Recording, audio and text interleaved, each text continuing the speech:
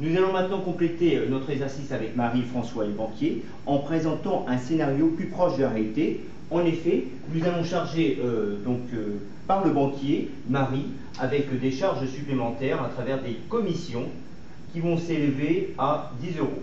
Donc c'est 10 euros hors taxe parce que nous avons des relations entre deux professionnels, Marie qui est un entrepreneur qui vend du vin, et le banquier.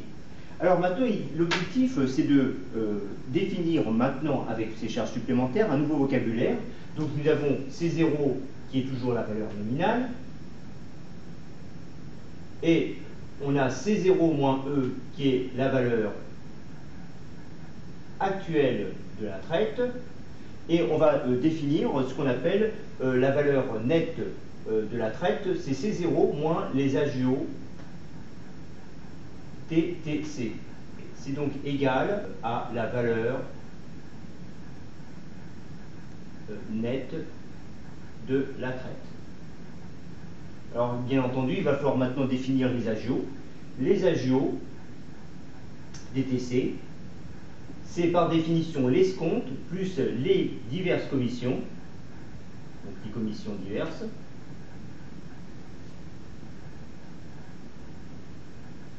TTC.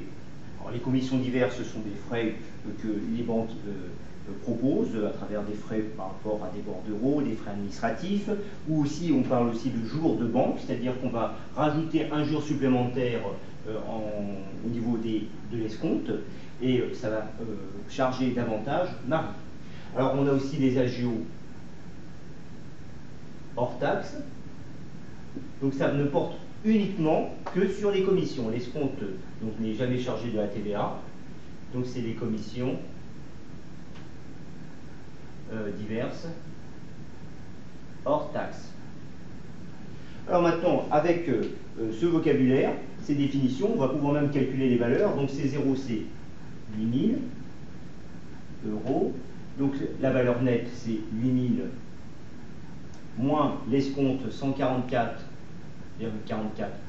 Ça me fait donc 7855,56 euros. Maintenant, il me faut calculer la valeur nette de la traite.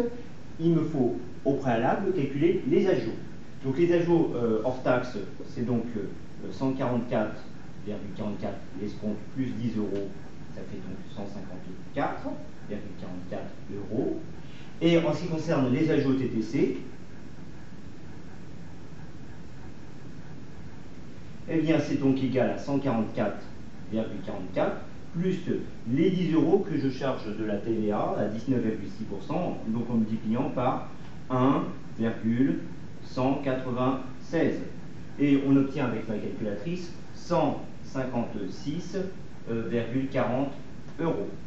Alors ceci va me permettre de calculer la valeur nette de la traite, ça va être donc égal à 8000, moins les agios, TTC, donc c'est 156,40, et ça me donne donc 7843,60 euros.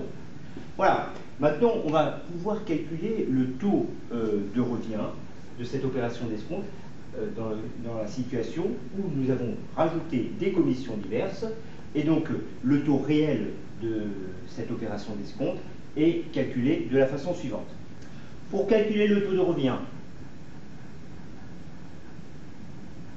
on va résoudre une équation qui est la suivante. Les agios hors taxe sont considérés comme des intérêts proportionnels à C0 moins les agios hors taxe,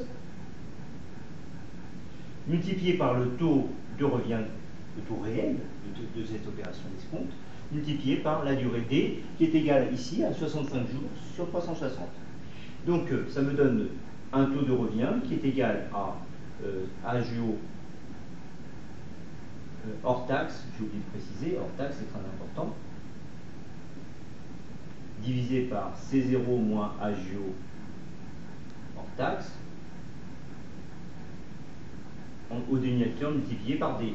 Alors ça me donne donc comme résultat 154,44 divisé par 8000 moins 154,44 multiplié par 65 sur 360.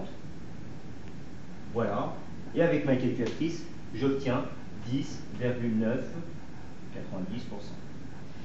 Alors voilà, j'ai obtenu mon résultat du taux de revient et je constate que comme j'ai chargé davantage Marie, eh bien, le taux d'escompte passe de 10% au départ à 10,90%, donc Marie va payer des intérêts supplémentaires. Voilà. La remarque importante que nous devons faire, c'est que dans l'opération d'escompte avec les commissions diverses, avec les agios, eh bien, le taux de revient comme le taux d'escompte sont des taux précomptés. Ceci constitue une transition pour la prochaine vidéo où nous allons faire le lien entre le taux précompté et le taux post-compté.